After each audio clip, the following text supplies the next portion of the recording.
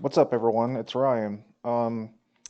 I am working on the Unreal Engine, and I just finished my first game. Well, just as is kind of an exaggeration. I've had this finished for roughly 2 weeks. I had to make some small changes, but outside of that, it's pretty much finished. I want to give a big shout out to the head of the Discord server, Robert. He was very pivotal in me actually learning how to do Unreal by paying for a course. I mean, it was on sale, but I'm very glad he did it because I wouldn't have gotten nearly as far on this without his help. So, um, as I'm showing you this room and kind of just moving around, I do want to. Sh- what I'll do first is I'll press the play button to kind of just show you what this is, and then once this is done, I will show you just a tad about how I pretty much set all this up. Um, I went over this in the old video, but the old video had some text that I didn't really want shown to the audience here, so I just wanted to change that around, fix that up, and we'll see from here. Okay, so we're launching the game. It shows my ammo count at the top left there. You saw it said "Welcome Warehouse Mayhem," and like it just said "Greetings." So I wanted to just kind of show you what this is. So this game's premise is actually very simple, and it's a very simple gameplay loop. And it's you have 20 of these cannonballs that you shoot, and once you run out of these 20 cannonballs, the game will restart. So I'll just deplete all my ammo here. And it just says no ammo left. Let me get you some more. And then it'll restart the level for me. So, and then you could just do it again, which is kind of fun. It allows you to just kind of mess with these objects here. So I'm kind of glad that I was able to learn how to do all this by myself, or not by myself, but with the help, obviously, of the course. But I was able to independently make all this, like to my own. So I want to first things first, I want to go ahead and get out of this screen and I want to show you the level blueprint. Now, Unreal Engine, for those that aren't aware, uses a different coding source compared to most other um, game development projects known as Blueprint. And what Blueprint basically does is it allows you to make very simple scripts, and it also complements C++, as far as I'm aware, in helping you make some of these, make some of the more complex, uh, what's the word I'm looking for here? Functions or nodes or whatever you feel would be the most accurate way of putting it to um, allow these to function differently. So you guys are probably all confused by looking at all this. You probably don't know what any of it means. Funnily enough, this was actually a lot more um, jagged, as in like there was just a lot more clutter. Like I had to zoom all the way out here to actually like fit everything. But we're gonna talk about all that in a second.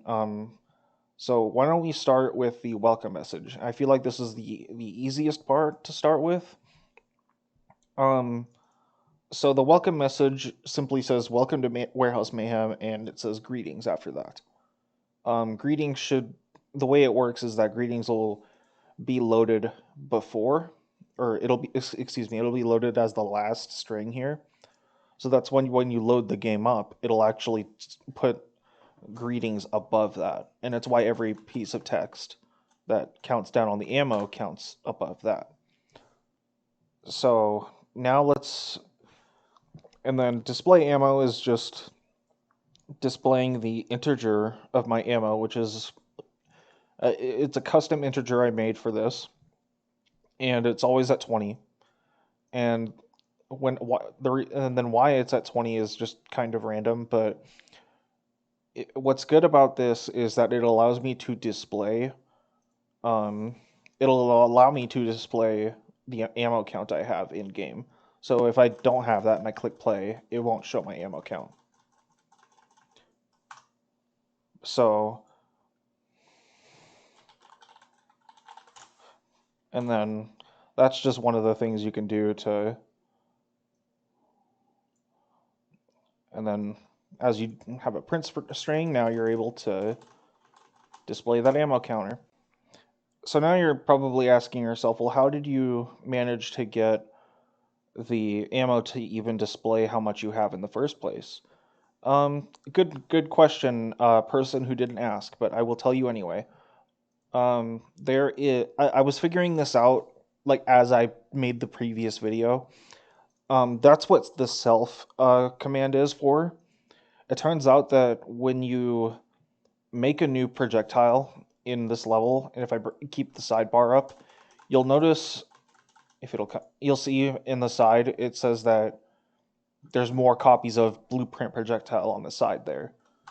And the reason it does that is because in the ammo count, it's actually bringing more copies of the BP projectile from that part of it. I'll get into BP projectile in a minute. It's not super important. Well, it is, but it's pretty much just it's a lot more complicated to explain than most of this other stuff. But ammo check is actually relatively simple. It is a Boolean value that basically will determine if my ammo count is more than 0, then it should count that towards what ammo I have. If the ammo tries to go below 0, then if it goes below 0, then that's where it well, the thing is it won't go below 0. The that's what the gist of this branch is for.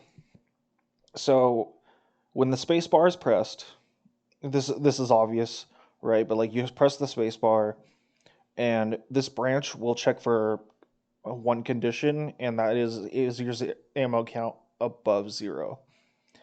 If your ammo count is not above 0, it will display the no ammo, let me get you some more message, wait 5 seconds, and then it will reload that map. So then, and then if it's true, as in there's more than 0 ammo, then you will get your spawn projectile, and it'll subtract your ammo count and then display ammo, which I already showed you display ammo, but here is subtract ammo. Very simple. It's just set ammo integer over here, and it minuses 1. That's what that little subtract sign's for. And then spawn projectiles, probably the most complicated part of this, because it requires a lot of setup. But I'll try to explain it the best I can. So when you press the space bar and you have above 0 of your ammo count, it'll spawn what's called BP projectile. Now BP projectile just stands for blueprint projectile, but it's the custom like ball that you see when you launch the game. And that's why like when you see me launch this, you'll see a bunch of BP projectile on the side. And that's basically what this is, right? So you're looking here and like, what's all this, right? Oh wait, this is the launch part, but this is still fine. But like we have the impulse set up in a function here. I'll bring that up. This function is the properties of BP projectile. So when I bring up BP projectile, basically what it is it is a starter asset. So when I go to my content drawer and I go to just my standard content folder, BP projectile is right there. But I can also just go to starter content, go to shapes, and you'll see I actually can still make a shape that is a sphere. And I can actually make that into like a similar, if not pretty much identical, copy of BP projectile. So to kind of just summarize, basically self is well, it's pretty much just how the projectile starts out in the folder. As in, like, it's the properties of it. It's not anything like graphically wise. It's more so like the shapes and like the layout of the sphere. And like there are some things you can change in here, but I'm not going to.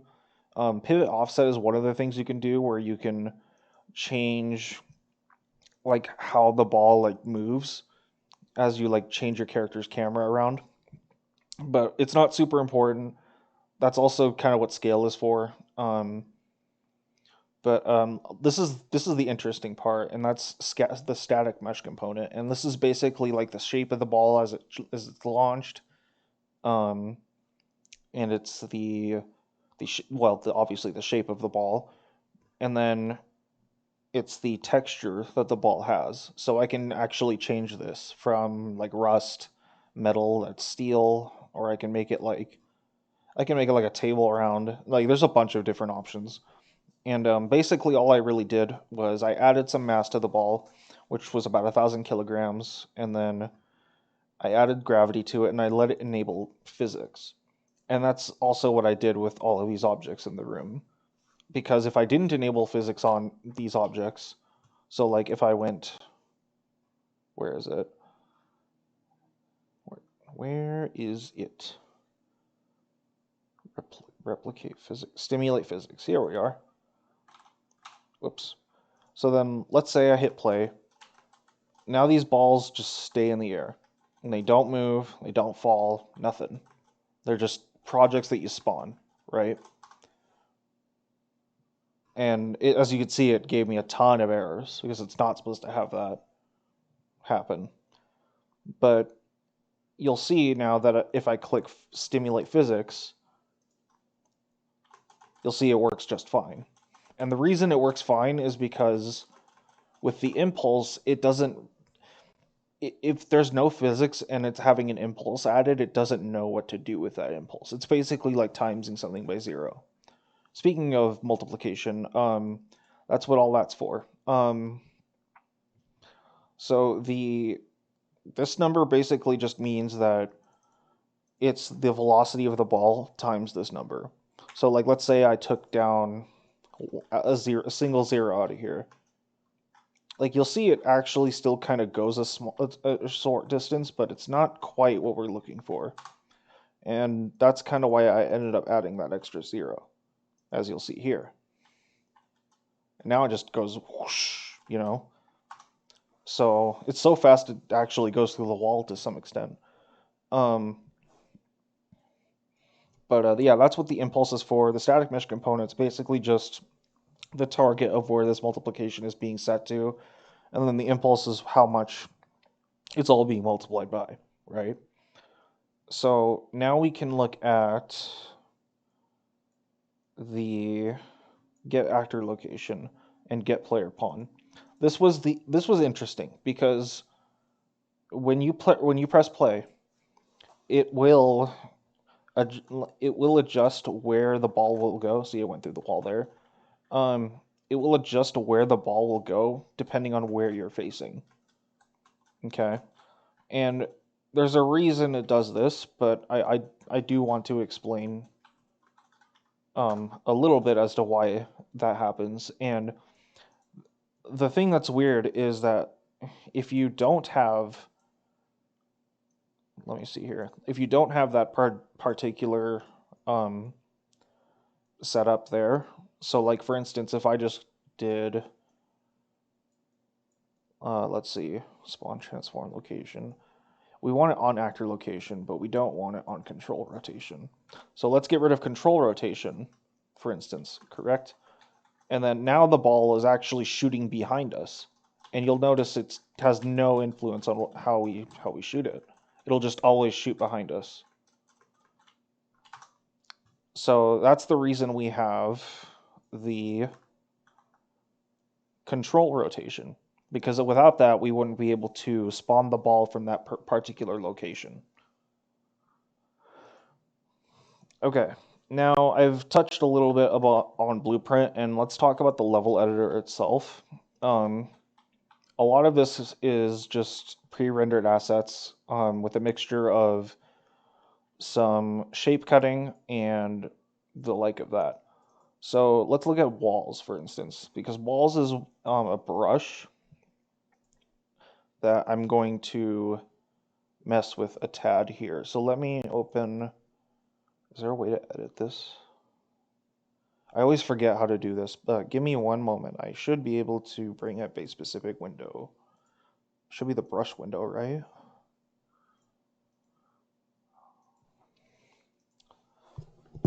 Excuse me. I believe it might be, it could be under here. No, it's not. I'm just trying to think where it is. But I was trying to show you guys something with this. Oh, you know what? It's probably under here. Yeah, of course. So this is walls. Now, walls, as you can kind of tell, is just a big rectangle on the outside, right? But then there's what you'll notice as well that there's something under that calls walls one or walls minus, and you're looking at there. I don't remember exactly how it is that I did this. I think it was right. Okay. I get it.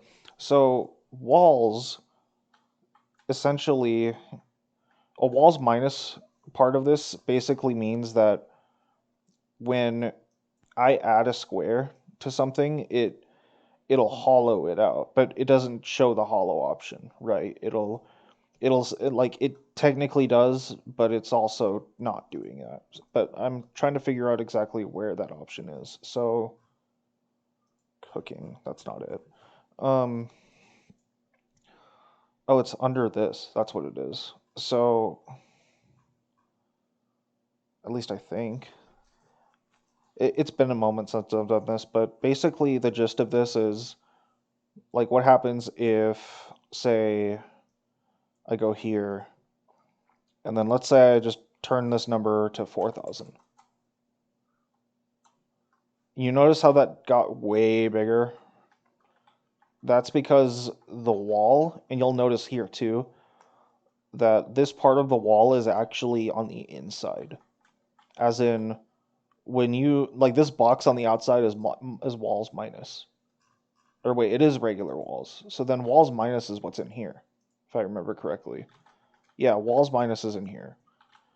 Walls minus basically is a hollowed out version of regular walls.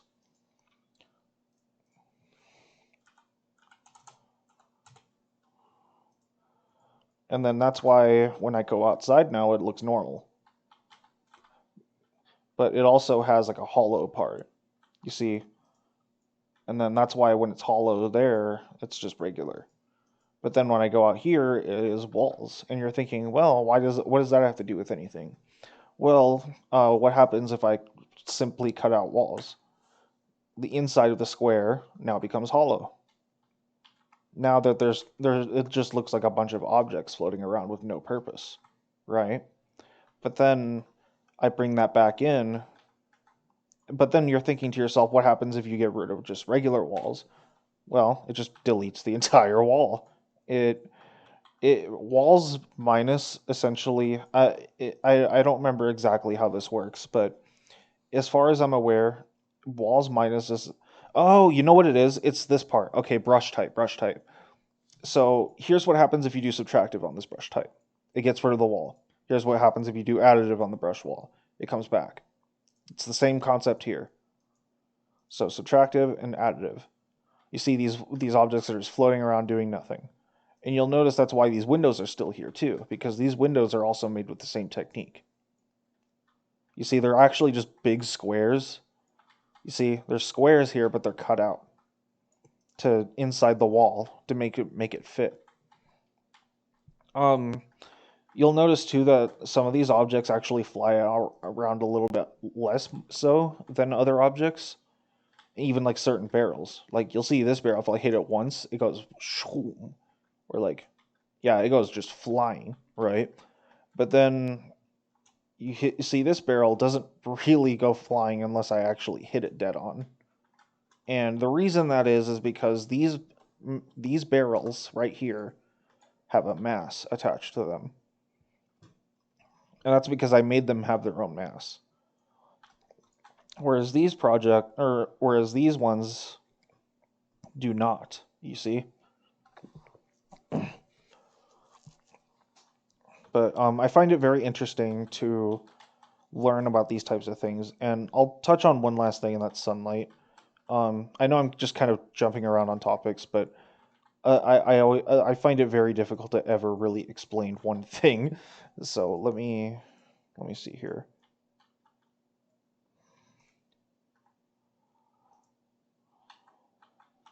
There we are. Okay. So this is like it looks like a sundial, right? And you're thinking to yourself, oh, it probably has something to do with, lighting. And that's exactly what it's for. So like I can dim the room to that point and make it a little more moody, right? But then I could also make it, completely unlook at it. Oh, that's cool. I like that. It's like a red sky, but it's not quite what I'm going for. So like even if I go like there, it's completely unseeable even to that point, right? But like now like it's starting to get brighter, right? And I think that basically what this is just like it's messing with the values of the environment. So like this would be a pretty decent lighting, right? Like it's not too bright, but you can definitely see that there's some sun coming in. So like if I want to do it like that, I can. Um anyway, I'll kind of leave it here. I just wanted to kind of gush about this for a bit because I find this stuff really interesting, and I look forward to learning more about Unreal as I continue. Just keep in mind that obviously not everything here is finished, but it will be interesting to learn as things go on and learn more about C++, for instance, and see if potentially something awesome comes out of this. And hopefully it does, because I want to teach you guys as well how to use this as well as I can. Um, if you have any questions, please feel free to ask me in the Discord. I'll try my best to respond to you in a timely manner. Um, and I've been Ryan, and I hope to see you all soon. Take care.